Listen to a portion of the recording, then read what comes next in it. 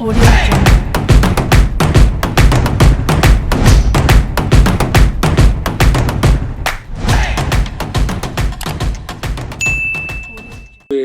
La vida, la cultura de la vida.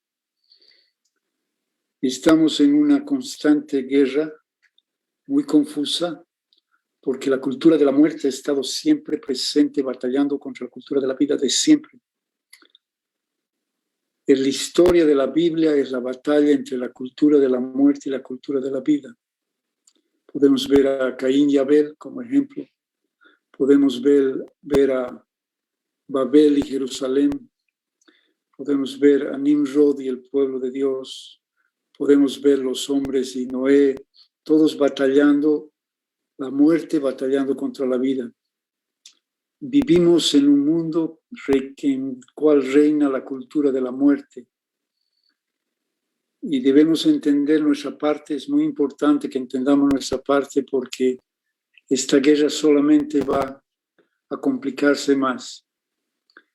Pero si tenemos la sabiduría y el amor para defender la vida, la pasión para defender la vida.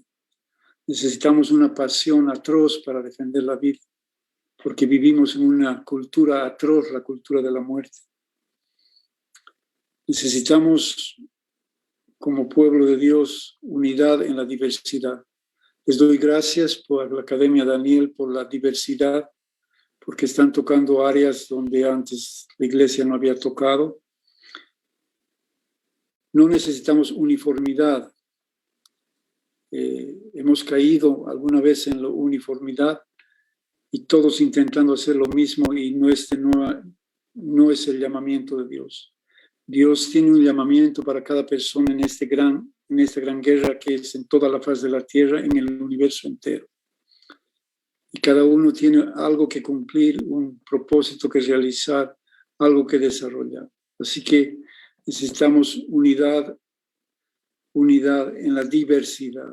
Necesitamos aceptar la diversidad del cuerpo de Cristo, la diversidad de la familia de Dios. Cada uno haciendo algo que parece muy diferente a lo que el otro hace, pero es parte del gran llamamiento. Así que debemos respetarnos y ayudarnos los unos a los otros. No hacemos buenas obras. En esta batalla, en esta guerra, en esta lucha, en esta defensa por la vida, no hacemos buenas obras, hacemos las obras correctas solamente.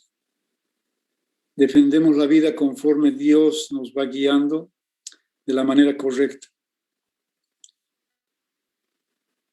Como pueblo de Dios, tenemos 3 áreas en las cuales debemos trabajar en la defensa de la vida.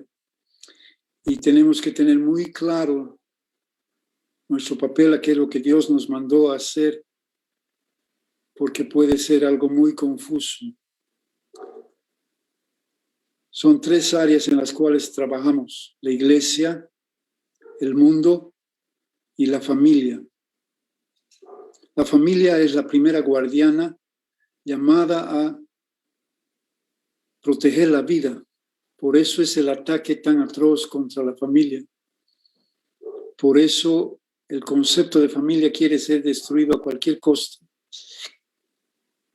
Los gobiernos mundiales se han reunido y han decidido atacar a la familia a cualquier costo. Están gastando millones de dólares, están invirtiendo tiempo, están invirtiendo influencias, están invirtiendo todo lo que tienen para acabar con el concepto de la familia. Porque la familia es el principal guardián de la vida. Y si no entendemos esto, vamos a abrir nuestras fronteras y vamos a ser debilitados. Lamentablemente, lo que vemos hoy día con la LGTB, con la agenda LGTB, por ejemplo, ha iniciado la agenda LGTB en la iglesia, porque la iglesia misma ha abierto la puerta al ordenar obispos homosexuales. Desde el día en que se ha ordenado obispos homosexuales en Estados Unidos, ha empezado esta cadena imparable de leyes, de respaldo, de naciones respaldando el movimiento LGTB. Es muy importante la familia porque en la familia es la guardiana de la conciencia. Ese es el primer campo en el cual debemos trabajar y todos debemos trabajar. Mi trabajo es la iglesia, otros tienen trabajo en el mundo, cada uno hace su parte. Pero en la familia todos hemos sido llamados a trabajar, a protegerla, a enriquecerla y a guardar sobre todas las cosas la conciencia. Un día estaba viendo una entrevista a un grupo de jóvenes bolivianos, estudiantes universitarios, y les preguntaron sobre 4 personajes que fueron expresidentes bolivianos antes del señor Evo Morales. Y ninguno de los jóvenes tenía la capacidad de reconocer a ninguno de los expresidentes bolivianos, es decir, hombres de universidad con una ignorancia, una falta de conciencia de lo que ha ocurrido en su país, con una inconsciencia total. Si tú tomas un niño, muchacho de 14, 15 años, israelita, y le preguntas sobre el Holocausto, te va a contar toda la historia. Te va a demostrar la pasión que tienen para no permitir nunca más el Holocausto. Todos ellos viven con una conciencia sobre el Holocausto impresionante. Hay maestros cuyo único trabajo es recordar a los niños, despertar en los niños la conciencia del Holocausto. Entonces la familia ha recibido este don de Dios que se llama conciencia. Y la familia tiene que guardar la conciencia en los hijos. La conciencia es muy delicada. La conciencia puede ser desvirtuada, puede ser enceguecida. La conciencia es un don, el don más precioso que Dios ha dado al hombre, aún al hombre que no le conoce. Dios ha dado a todos los hombres conciencia. Pero cuando esa conciencia es acallada, cuando esa conciencia es adormecida, entonces el mal comienza a crecer. La familia es la primera guardiana, por eso es el gran ataque sobre la familia.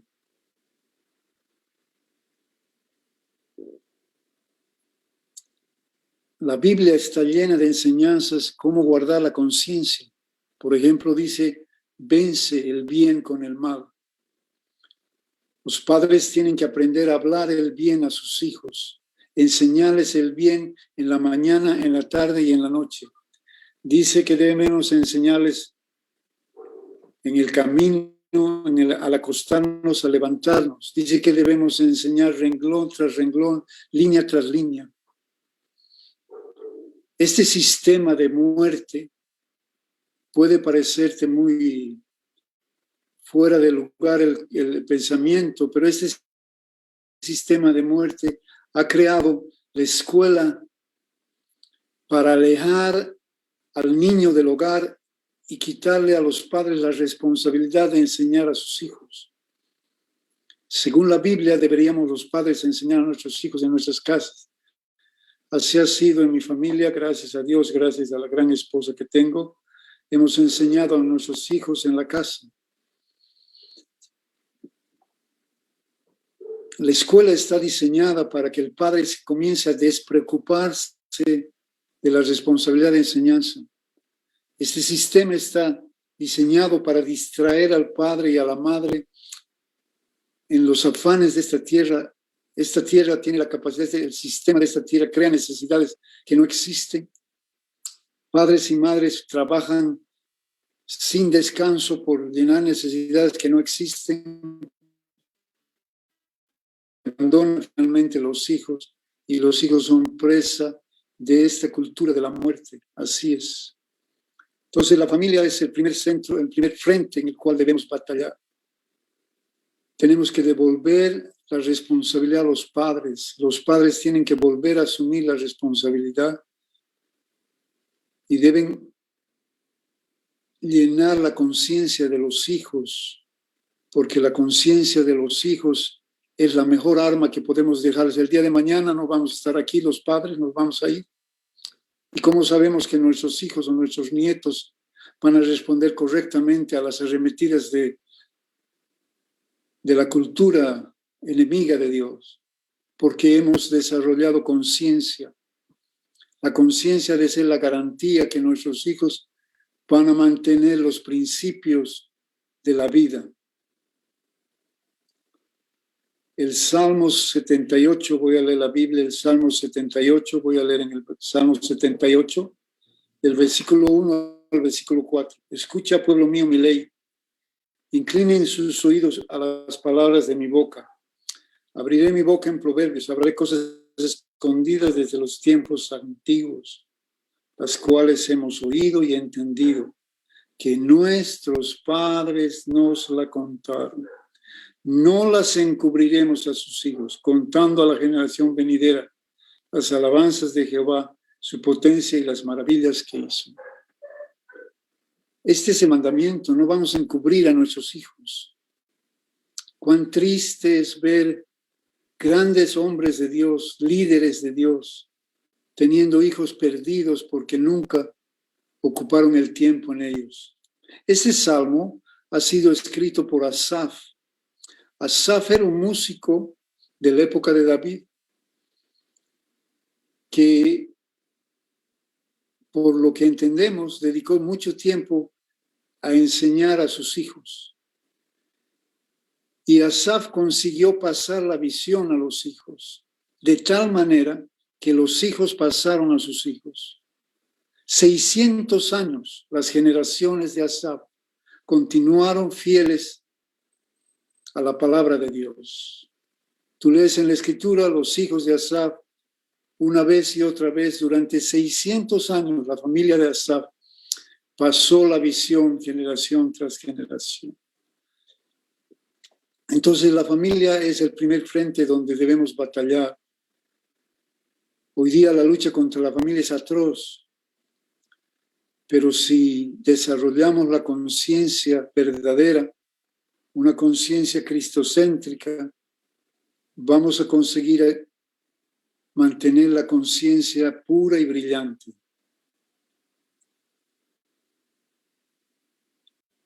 Pero no queda ahí la batalla. Tenemos una batalla en este mundo y tenemos una iglesia que Dios nos ha encargado de edificar. Quisiera leer un versículo en Mateo capítulo 5, versículo 13 al 16. Mateo, si usted tiene la amabilidad de abrir su Biblia, en Mateo 5, versículo 13 al 16. Cuando leemos la Biblia, y quiero rogarles, aprovechar que yo soy pastor y tengo que aprovechar, tienes que leer con calma, porque la Biblia es un libro espiritual, no es un libro natural. Ustedes son la sal de la tierra, pero si la sal se desvanece, ¿con qué será salada? No sirve más para nada, sino para ser echada fuera y hollada, o sea, pisoteada por los hombres. Ustedes son la luz del mundo. Una ciudad asentada sobre un monte no se puede esconder. Ni se enciende una luz y se pone debajo del almud, sino sobre el candelero y alumbra a los que están en la casa. Así alumbre su luz delante de los hombres para que vean sus buenas obras y glorifiquen a nuestro Padre que está en los cielos. Nota que somos sal de la tierra y luz del mundo. Son dos asuntos totalmente diferentes. Dos áreas totalmente diferentes. Uno es la tierra y otra cosa es el mundo. El mundo debe ser un lugar muy oscuro, porque si no, no necesitará luz. La tierra debe ser un lugar de mucho peligro, porque si no, no necesitará quien la conserve. La sal servía no solo para salvar la comida, por favor.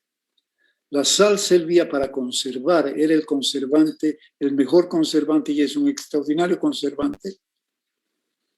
Así que está hablando de conservar. Nosotros somos la sal de la tierra. Hemos sido llamados para conservar la vida en la tierra. La iglesia, pueblo de Dios, nosotros que somos cristianos, no vamos a acabar con la oscuridad. No vamos a acabar con el mal, pero sí lo vamos a reducir si hacemos nuestra parte. Sí no le vamos a permitir crecer si hacemos nuestra parte. Este mundo ha de acabar un día porque el Señor viene con una nueva tierra, un nuevo cielo, y solamente entonces ha de acabar el mal definitivamente. Pero nosotros somos llamados para conservar la vida, para conservar el don más precioso dado a los hombres, la conciencia. Cuando conservamos la vida debemos empezar conservando la conciencia. Nuestra lucha principal debe ser por conservar la conciencia de los niños, de los jóvenes, de los hombres, de las mujeres. Debemos ser aquellos que conservan. Si queremos traer una verdadera victoria a la vida, a la cultura de la vida, debemos conservar la moral absoluta. Hoy en día existe una moral relativa que no existe, pero existe. Porque una moral relativa es imposible, ¿no? Pero hoy día el hombre, la mujer le incomoda al bebé y lo saca, lo mata, y es apoyado por los gobiernos. Los gobiernos hacen y deshacen porque han hecho a un lado el concepto de Dios. Y lo que hace unos años atrás era malo, hoy día es bueno. Llaman bueno a lo malo y malo a lo bueno. Pero nosotros somos llamados a conservar como sal la moral absoluta, porque nuestro Dios dijo, no matarás. Nuestro Dios dijo, no codiciarás. Nuestro Dios dijo, amarás a tu prójimo. El mundo dice, si te parece bien codiciar, está bien conmigo. Mientras no me ofendas a mí, puedes codiciar a quien lo que quieres. Puedes matar a quien quieres porque el crimen del aborto ha plagado este mundo. Ya vamos a hablar un poco más del aborto más adelante. No solo somos la sal, somos la luz. La luz es para alumbrar. Es porque el mundo está en tinieblas. ¿Cuándo alumbramos? Cuando alumbramos. Porque como la sal puede echarse a perder, no porque es mezclada con el agua, porque la sal mezclada con el agua no se echa a perder, mira los mares. Cuando la sal es mezclada con otras sales, se echa a perder. Cuando la luz brilla y la tapamos, no sirve para nada. Jesús dice, si la cubren con un almud era una medida de trigo, de granos. Un frasco en el cual se metían los granos. Entonces, si colocamos este frasco encima de la lámpara y dice, ustedes son una ciudad asentada en un monte, para brillar. Existe una cultura de oscuridad mucho más terrible de la que nos podemos imaginar. Somos demasiado inocentes los cristianos. Nos olvidamos o no estudiamos. Cuando brillamos, cuando dejamos la luz brillar, la cultura de la muerte retrocede delante de la luz. Las tinieblas retroceden delante de la luz. Sal habla de nuestra obligación natural. Luz habla de nuestra obligación espiritual. Porque son dos áreas en las cuales tenemos que aprender a vivir todo cristiano. Dios tiene dos libros, hermano. Perdón que les diga y algunos ya me quieren. Un libro se llama la Sagrada Biblia y amamos la Biblia, amamos el libro de Dios. Pero el otro se llama su creación. Y no hemos leído el otro libro. Hemos leído la Biblia, pero no hemos leído el otro libro, porque tenemos una mayordomía para el mundo, para la tierra, como para el mundo espiritual. La cultura de la muerte es tan real que no nos hemos dado cuenta. Es tan antigua como la humanidad. La cultura de la muerte es responsable por la muerte de millones, de millones, de millones, de millones de seres humanos. Sigue hasta el día operando con la sutileza de la modernidad o de la posmodernidad, pero sigue operando. Y nosotros somos llamados a brillar en medio de esa oscuridad. Mateo 16.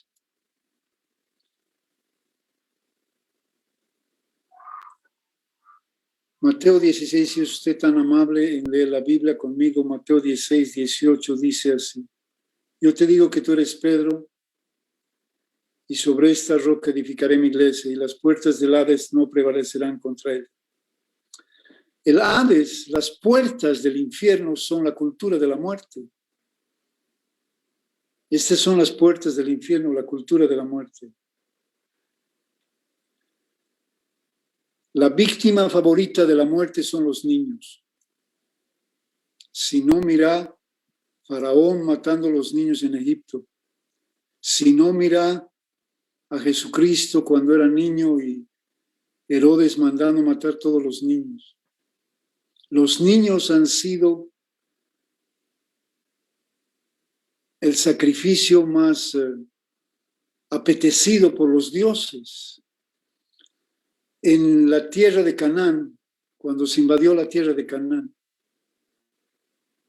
los ídolos de la tierra de Canaán tenían brazos de bronce con llamas de fuego debajo. El bronce estaba al fuego, al calor vivo, al rojo vivo, y se echaban los niños al bronce, al quemado rojo vivo, a quemarlos. Los niños han sido siempre y todavía son sacrificados por la cultura de la muerte.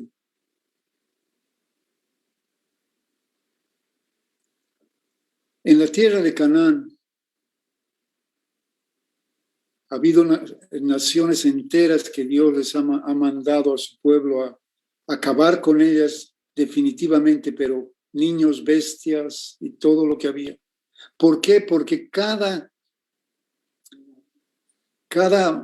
ser viviente, como animal, como niño, como hombres, como niños, como mujeres, como ancianos, era enfermo de enfermedades como SIDA. Y Dios tuvo que limpiar, y hay un arqueólogo famoso, ateo, que dice, gracias al Dios de la Biblia que mandó a matar a la gente de Canaán, es decir, Canaán era un cáncer, y Dios mandó a limpiar el cáncer. Ahora, la región del Oriente, con Israel y las naciones alrededor, eran naciones a las cuales la luz había llegado. Dios había descendido sobre Israel. Y las naciones alrededor habían escuchado del Dios de Israel. Por lo tanto, las tinieblas habían retrocedido. El plan era que Israel llevase la luz a las naciones y las tinieblas retrocedan, como fue desde el principio el plan. Pero no ocurrió así. La región donde vivimos, la luz ha llegado 1500 años después de la cruz.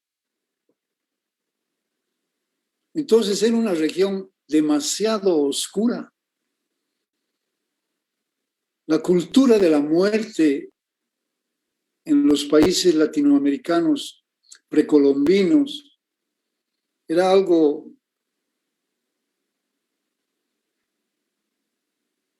que no podemos ni siquiera describir con las palabras. Si yo tuviera que entrar en detalle, daría hasta náuseas hablar de toda la maldad, el dolor, la muerte, los sacrificios.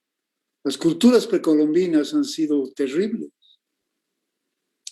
Por ejemplo, en el 2016, en una de las últimas excavaciones, ese es solamente un ejemplo, una de las últimas excavaciones de un centro para adoración de la Pachamama, se han encontrado los restos de 140 niños y 200 llamas.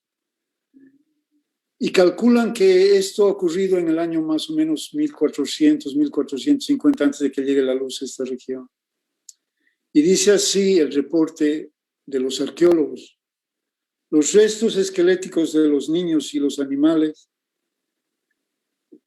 muestran evidencias de corte en el esternón, como dislocaciones en las costillas que se usaban para abrir el pecho de las víctimas y separar, extraer el corazón. Era muy común sacrificar a los dioses, y eso ya estoy hablando del culto a la Pachamama en aquella época. Hay una gran diferencia entre el respeto y el conocimiento y la comprensión de los antiguos rituales andinos y el romanticismo que tenemos sobre estas culturas. Dice uno de los arqueólogos: el culto a la Pachamama incluía mucho más que tomar caña o ruda, o yo le añadió, o tomar más de un mate de coca. No eran culturas románticas, no.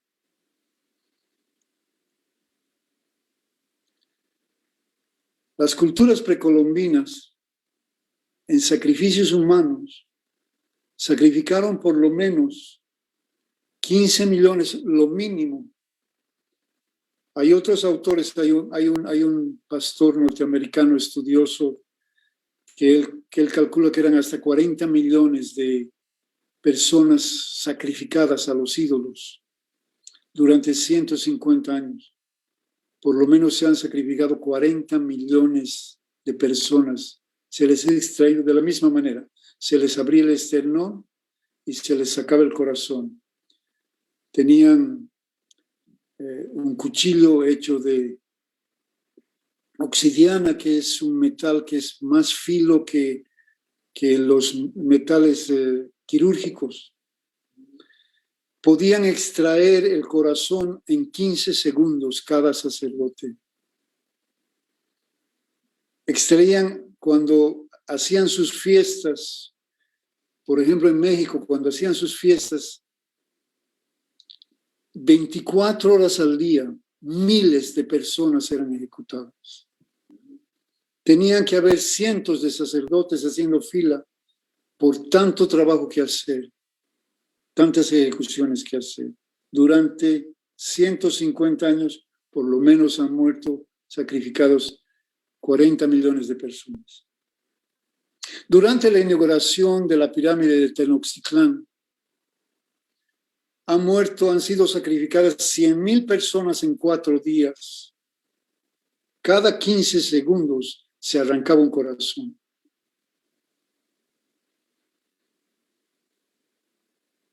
Underraga, un famoso estudioso, dice que en 1531 en la Ciudad de México fueron sacrificadas 20,000 personas. Fray Torquemada dice que en todo México, en ese tiempo, se sacrificaron 20,000 niños. El historiador Cuevas habla de 100,000 personas sacrificadas anualmente. Cuando Moctezuma asumió el poder, 20,000 personas fueron sacrificadas. Los sacrificios eran 24 horas al día. Se ha hecho una prueba, un médico ha tomado este cuchillo y hay un programa que está en la televisión y abierto el esternón no de una persona humana, naturalmente. Han hecho un esternón igual y ha demorado 17 segundos. La habilidad de los sacerdotes era extraordinaria. Este espíritu, porque este es un espíritu operando, un espíritu que ama la sangre. Imagínate, desde la creación hasta 1500 años después de Jesucristo, este era un lugar de total oscuridad. ¿Qué podemos esperar? Solo cuando llegó el cristianismo dejaron de hacer semejantes barbaries. ¿Cómo podemos explicar que un grupo de españoles tan chico haya dominado a ejércitos tan poderosos? Algo había detrás sobrenatural. Desde la llegada de los españoles, puedes decirme lo que quieras de ellos, pero desde la llegada de los españoles cesaron las muertes de miles de niños. Cesaron los sacrificios de miles de niños, de miles de millones de personas. Cayeron los gobiernos que esclavizaban, que mataban, que eran... Dios mío. Sí, te voy a dar algunos nombres de algunos libros si te interesa leer. No puedo ni hablar por causa del... Pero hoy día tenemos el aborto, que es un gran crimen.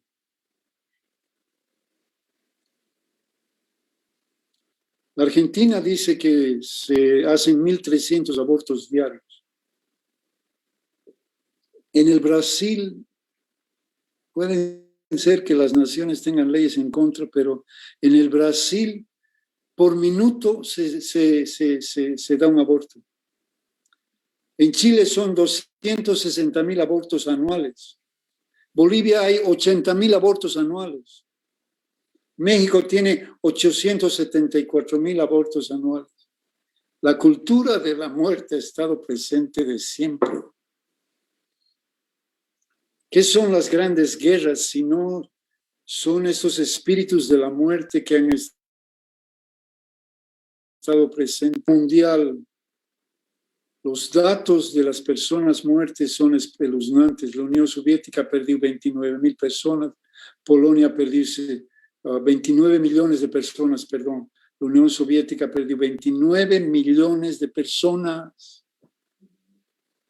Polonia ha perdido 6 millones de personas, Alemania 5 millones, y así por adelante.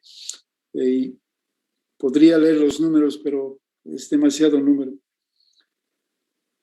Han muerto 47 millones de personas. Han sido sacrificadas 47 millones de personas. Para Hitler, el holocausto era una ofrenda. Hitler se ha iniciado en la India. Ha traído la esvástica de la India. Ha ido a la India, ha ayunado y se ha iniciado en la India. Y para él era un asunto religioso. Era una ofrenda. Eran sacrificios para ganar el poder, para dominar el mundo. 47 millones de personas han muerto solamente en la Guerra Mundial. La bomba de Hiroshima, solamente en Hiroshima, aparte de Nagasaki, ha matado 140.000 personas. Pero eso no es el único sistema, no son los únicos grandes crímenes de la humanidad. Existe un otro en vigencia, otra institución, o ¿qué se puede llamar? Otra religión es el verdadero nombre. Se llama el marxismo, el comunismo marxista, no es otra cosa que una religión. Tan asesina como los peores asesinos. Cuando era joven era un fanático izquierdista, engañado, porque te engañan, pero con los años uno se da cuenta de la maldad del comunismo. Entre 1917 a 1991 se han realizado los atroces crímenes en esta tierra. atroces campos de concentración, se ha esclavizado a millones de personas. La Unión Soviética, ex Unión Soviética, los jóvenes tal vez ni saben qué es la Unión Soviética, tienen que estudiar, por favor. La Unión Soviética asesinó en su revolución a 20 hombres.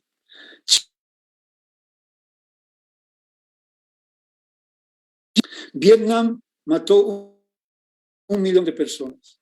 Corea del Norte, 2 millones de personas. Camboya, 2 millones de personas. Europa Occidental, o sea, Alemania, Yugoslavia, toda Europa Occidental, 2 millones de personas. En América Latina fueron asesinados por la izquierda 150,000 personas. En África, 1.700.000 personas. En Afganistán, 500,000 personas. Hacen por lo menos 100 millones de personas que ha asesinado el comunismo en la faz de la tierra. 100 millones de personas. Niños, estoy hablando de niños, mujeres, familias, todo lo que se pone delante. Cuando Mao Zedong entraba a una ciudad para dominarla, asesinaba a todos los que se ponían delante de él. La Unión Soviética ha sido criminal en extremo. La Unión Soviética ha sido la primera en legalizar el aborto en la faz de la tierra. En América Latina, Cuba ha sido el primer país en legalizar el aborto. Quisiera, por favor, que para que podamos ubicarnos un poco sobre la cultura de la muerte tan real, vean una de las películas más reales que ha habido, se llama Apocalipto. Deben leer algunos libros, les voy a dar algunos nombres de libros que deben leer. El libro negro de la Nueva Izquierda puedes encontrar en la librería aquí. Hay un otro libro que es extraordinario, que si quieres entender la cultura de la muerte, te voy a explicar con detalle.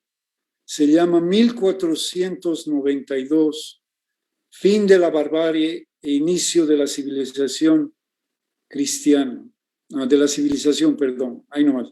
Fin de la barbarie, inicio de la civilización, por Cristian Iturralde, un gran estudioso de este asunto.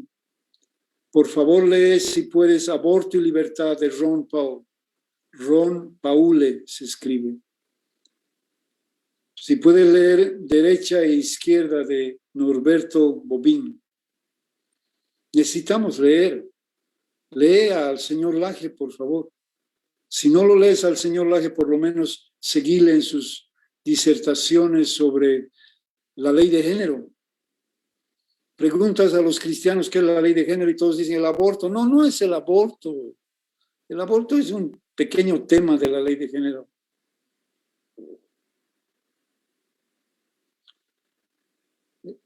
He sido cautivado por la doctrina marxista, por el Che Guevara, la figura del Che Guevara.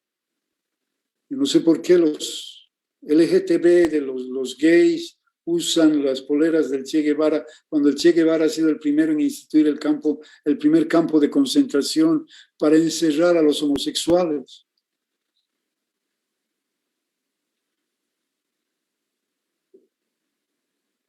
Lo que pasa es que el comunismo se basa en que el fin justifica los medios. Entonces, un comunista te va a robar, te va a matar, va a robarte tu economía, va a robarte tu libertad, va a robarte tu pensamiento, porque el fin justifica los medios.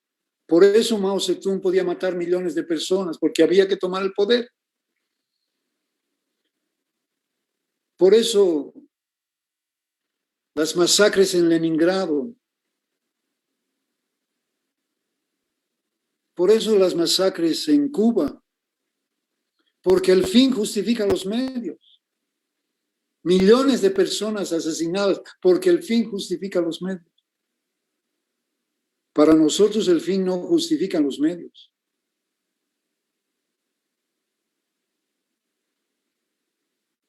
Para ellos el pensamiento es lo importante, para nosotros lo importante es el pensador, la vida del pensador, no el pensamiento. Para el marxista lo importante es el pensamiento marxista, no el pensador. Por lo tanto se justifica, sacan a Dios de la fotografía y como no hay en quien temer, dicen necesitamos hacer la revolución por el bien de todos. Y si necesitan asesinar a 1 millón, 2 millones, lo van a hacer. No les duele matar. Mira a Venezuela, no les duele matar 1 o 70,000, les da igual.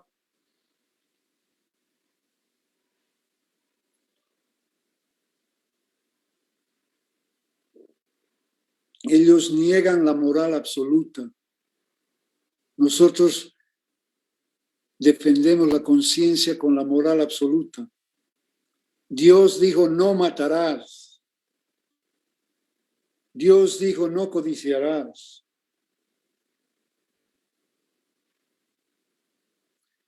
La vida de Dios, gobernada por la moral absoluta, es la única que puede detener esta cultura de la muerte.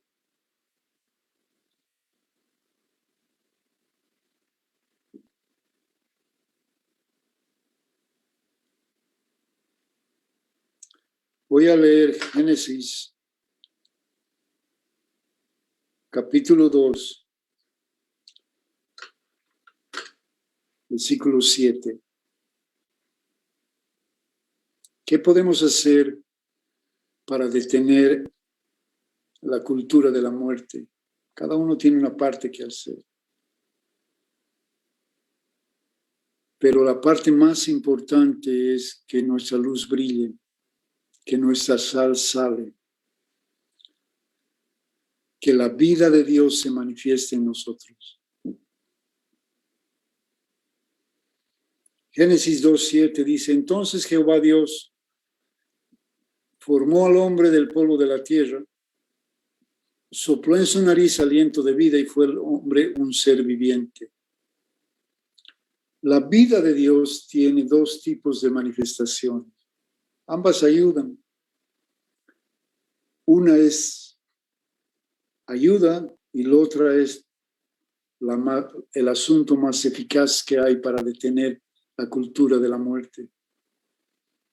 Tiene 2 manifestaciones la vida de Dios. Dios sopló y dice el hombre fue un ser viviente. La palabra ser es la palabra nepesh, que quiere decir alma. Hay varias traducciones que leen y dice, y fue el hombre un alma viviente. Vamos a leer 1 Corintios, por favor. Capítulo 15, versículo 45.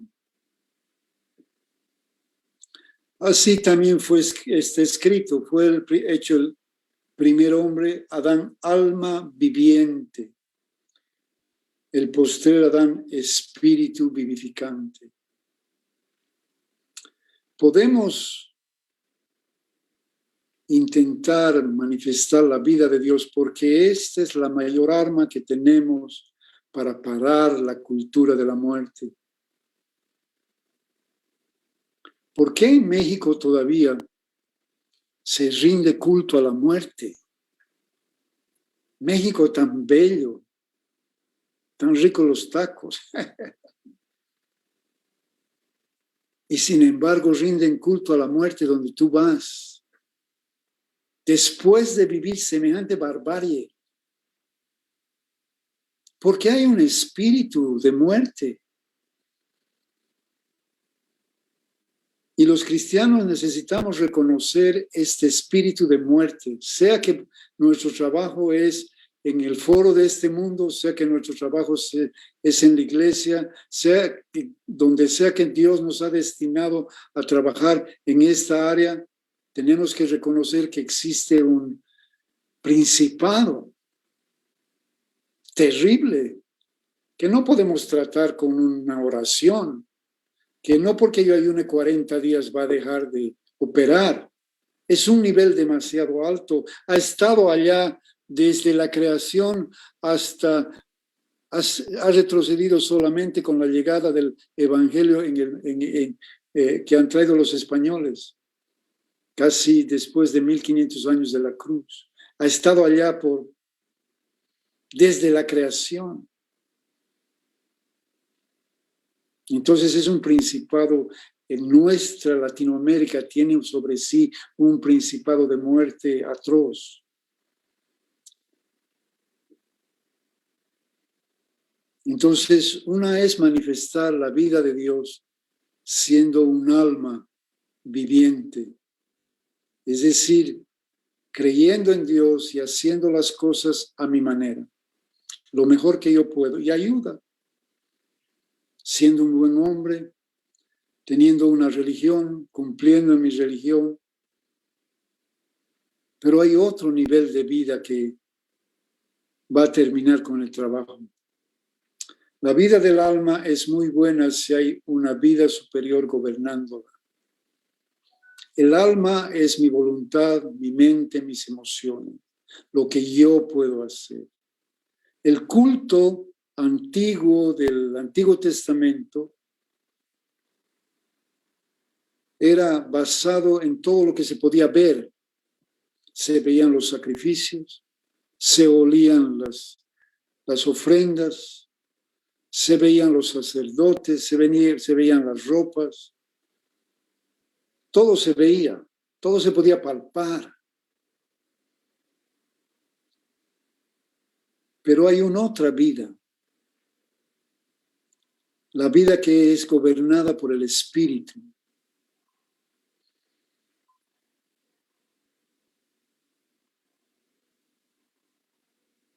Hay dos clases de vida que luchan contra el imperio de la muerte. Y cuando hemos empezado a luchar contra el imperio de la muerte y Dios nos ha despertado, nos ha dicho, ¿qué están haciendo? Hay una batalla que pelear y ustedes están perdiendo el tiempo. Había otra gente luchando con sus fuerzas, con su religión, y han ayudado.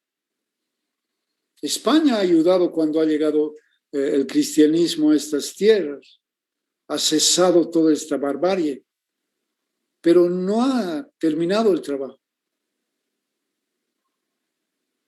Porque hay dos clases de vida que luchan contra el imperio de la muerte. La una ayuda, pero la otra disipa las tinieblas. Ahora tenemos que entender que la cultura de la muerte va a estar aquí hasta que Dios decida traer su reino a esta tierra y cambiar la tierra. Entonces, quiero aclarar un poco este asunto porque la vida que es la mayor arma, la vida que tenemos los cristianos es la mayor arma contra la cultura de la muerte. Llámese sacrificios humanos, llámese aborto, llámese lo que se llame.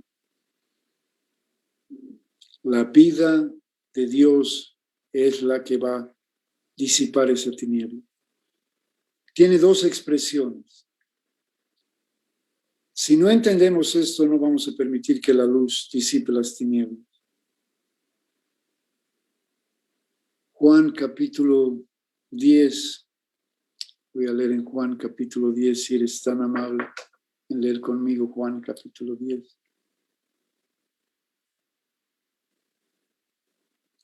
Del versículo 7 al versículo 10.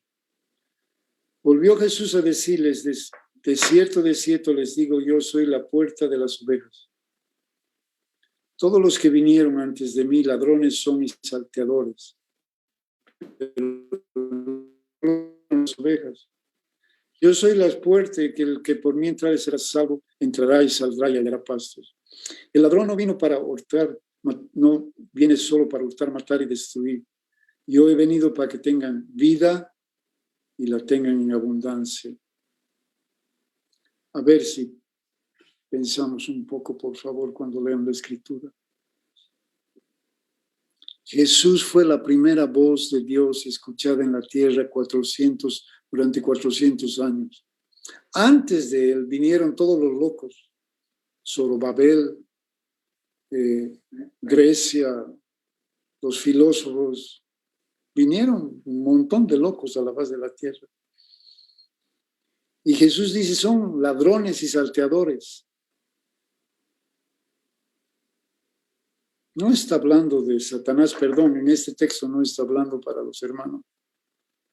Dice, el ladrón no viene sino para hurtar, matar y destruir. Estas filosofías han venido para eso, para robarnos, matarnos y destruir. Pero yo he venido para que tengan, eso es lo importante, Zoe, para que tengan vida. La palabra ya usada por él es Zoe. Vida en el griego se puede escribir con por lo menos 3 palabras. Bios, Zoe y Psiqui. La vida del psiqui, la vida del alma, la vida del psiquis, el psuque, como muchos traducen. El bios, la vida biológica. Y Zoe, la vida de Dios. Dice, yo he venido para que tengan Zoe. Puedes tener Zoe y ser un buen religioso y tener buenas ideas y hacer las cosas tú gobernando con el Zoe de Dios. Puedes tener, lo hemos visto cuánto tiempo, pero esto no va a ayudar. Va a ayudar, pero no va a acabar el trabajo. Solo Zoe puede acabar el trabajo. Para que tengan Zoe, para que lo tengan en abundancia. El asunto está que en esta gran guerra que estamos involucrados, de la conciencia debemos pasar a la demostración de la vida de Dios. Jesús vivió en la conciencia por 30 años y demostró por 3 años y medio. Debemos guardar la conciencia, cuidar la conciencia, pero debemos llegar a ser unos demostradores de aquello que nuestra conciencia nos dice.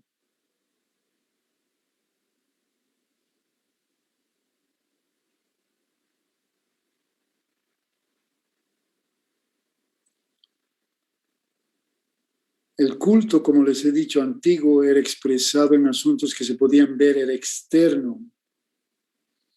Los sacrificios, los sacerdotes. Tenía 2 debilidades que cuando se manifiesta la vida en abundancia son vencidas. Había 2 problemas serísimos en el pueblo de Israel. Uno era la administración de la tierra y el otro era la vida de las mujeres en la congregación. La vida abundante se manifiesta solamente cuando dejamos nuestros prejuicios y abrazamos la hoja de ruta del Espíritu. Este es el gran meollo. Si vamos a pararnos a favor de la vida contra este demonio en la faz de la tierra,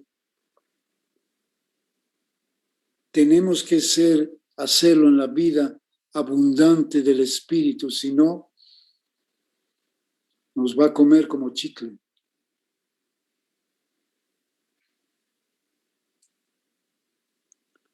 Tenemos que aprender la vida del Espíritu, la manifestación de la vida del Espíritu. Jesús dijo algo terrible, que yo considero algo terrible. Claro, uno lee la Escritura y, qué bonito, no era bonito. Jesús era un gran maestro y estaba hablando con una mujer.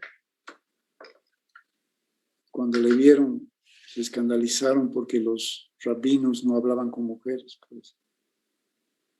Y estaba hablando no con una buena mujer, sino estaba hablando con una mujer menospreciada.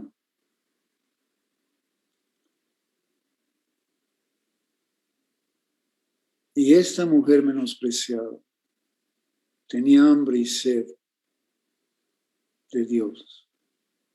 Tenía hambre y sed de la vida de Dios. Y comienza una charla con ella extraordinaria. Y le dice las cosas que ni a Pedro, ni a Juan, ni a Nicodemo le dijo.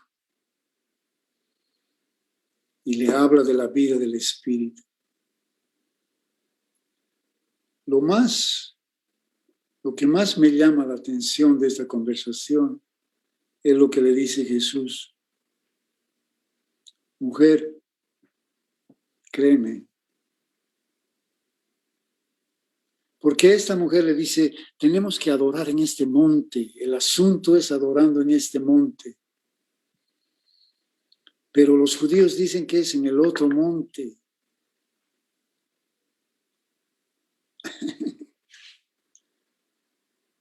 La vida en abundancia es la que va a ayudarnos a enfrentar, es lo único que tiene la capacidad de pararse delante de este monstruo.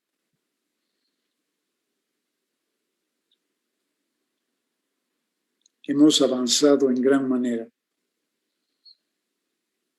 pero se ha levantado con más fuerza. Ve los gobernantes de este tiempo.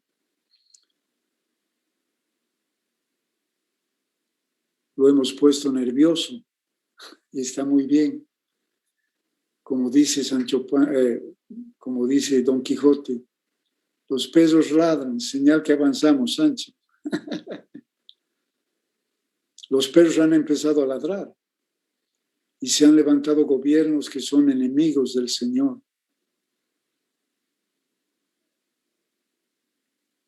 Cuando el profeta mató a cientos de falsos profetas, de profetas de Baal,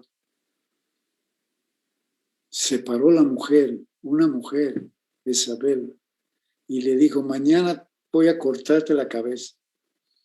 Y Elías, el gran Elías, se escapó. ¿Por qué? Porque una mujer le dice, te voy a cortar la cabeza. Él no tenía miedo a nadie. Porque se levantó un espíritu, pues. Se ha levantado este espíritu y debemos buscar más que nunca, porque no vamos a poder hacerlo solos. Solo la vida de Dios va a poder hacerlo. Y la mujer le pregunta a Jesús y le dice, ¿cómo es este asunto? Y Jesús dice algo espeluznante. Créeme, mujer, cuando ni en este monte, ni en Jerusalén, ahora Dios había instituido Jerusalén con mucho celo. Le costó mucho celo. Le costó cientos de años. Le costó vida, le costó sacrificio. Pagó un precio altísimo. La historia de la institución de Jerusalén es un milagro. Que Jerusalén exista hasta el día de hoy es un milagro extraordinario. El trabajo que Dios pasó para levantar Jerusalén. Si entro en la historia tendría que hablar otras 2 horas más. Pero no voy a entrar en los detalles, pero es algo que Dios había hecho. Y aquí viene Jesús y dice, no es lo que Dios ha hecho. No es Jerusalén. Es ahora la vida del Espíritu, la vida en cada uno. La demostración de la vida de cada uno. No es ni en este monte, el Jesús le dice, es en el Espíritu. Es la vida de Dios en cada uno. Amados hermanos, los próximos años han de ser años de atroz batalla. Va a ser más confusa, va a ser más complicado. Nos toca buscar la vida escondida de Dios en nosotros mismos. Nos toca orar para que Dios manifieste su vida. Apenas ha empezado esta nueva ola de oposición, recién Con mucho respeto, el señor Biden ha sacado un decreto que prohíbe el ingreso a los Estados Unidos de cualquier persona que sea hallada siendo enemiga del LGTB. Interpretarlo como quieras.